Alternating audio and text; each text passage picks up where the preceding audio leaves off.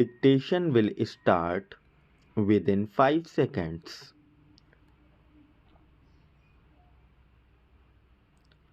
Mr. Chairman, sir, I thank you for having permitted me to speak. The budget presented by our beloved Prime Minister of India is a mixed one which deserves both appreciation and criticism. Being the maiden budget presented by our Honorable Minister, he can be executed this time with the hope that he will present a pleasant budget at least next time, provided he continues to hold the finance portfolio. It is worthwhile to take into account the comments made by various people belonging to various sections. The Chamber of Commerce people believe that instead of giving relief to corporate sector, government has taxed 30% minimum tax, which will hamper the growth of the corporate sector. This would offset the liberalization on depreciation allowance and would create a serious impact on the share market. The TV is no longer a luxury item and is a media for propagating government policies and programs, and it is a media to educate the illiterates who form a major part of the population of our country. Hence, the price rise is unjustified and unimaginable. The salaried people are the honest taxpayers in this country. They all expected a higher ceiling limit for tax eligibility, but no mention has been made. This has totally disappointed them. Of every rupee that accrues to the central exchequer according to 1987-1988 budget proposals, 4 paise only come through income tax. In this budget, it is worth to praise that housing and education have been given a boost.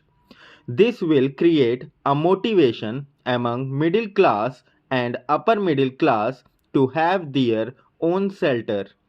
It is a legitimate duty of the government to provide such shelter.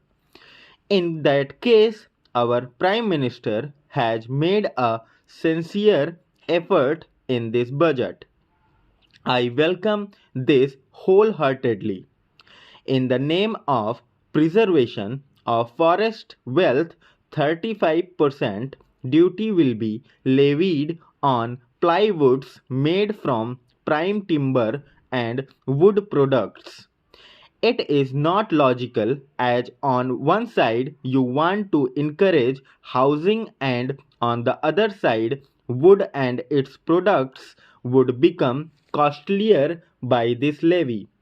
This will cause a further hike in the cost of building construction. I feel this is penny wise pound foolish, but our Prime Minister has made a humble plea that he invites suggestions from members and other conservationists. He should therefore revise his opinion on tax wood products.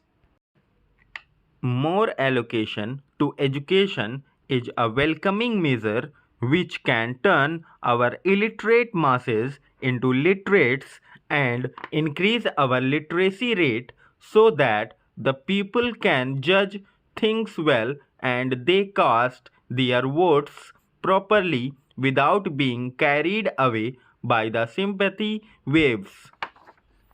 Excise duty on aerated soft drinks and soda being 20 paise and 15 paise per bottle is unwarranted. Soda is not used for mixing up with hot drinks alone by affluent sections but also used by the poor and middle class people to quench their thirst. Even the politician, while speaking on the platforms, drinking soda, but he does not pay for that. The organizers of the meeting only pay. So it has become an additional burden for the people of the lower rank of the party who form the rank and file of the organization. Hence, it is unjustified to increase the excise duty on soda and soft drinks. I will appreciate the Honorable Minister if he puts excise duty up to 30 to 40% on hot drinks so that the people can be relieved from the clutches of the devil of drinking habits, and also the exchequer gets more money.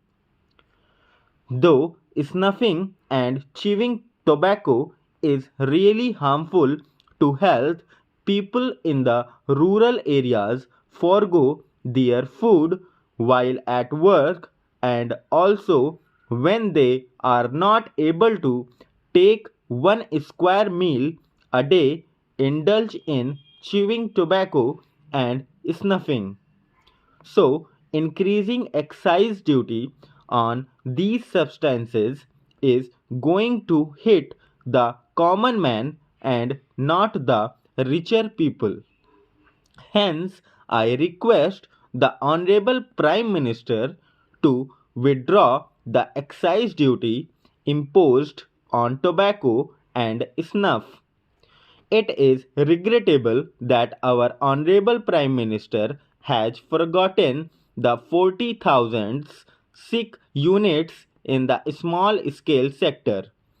Neither he has made an honest attempt to nurse them back to health from sickness, nor has he made any provision in the budget presented. Hence, I request the Honorable Prime Minister to take into account the problems faced by the sick units in the small scale industries. It is unfortunate that the Honorable Prime Minister has not encouraged the banking industry, which has a major role in the national development, like the tax incentives to facilitate mobilization of savings. While creation of a national housing development finance bank is appreciable, nationalized banks should be made to involve in these activities with a due caution.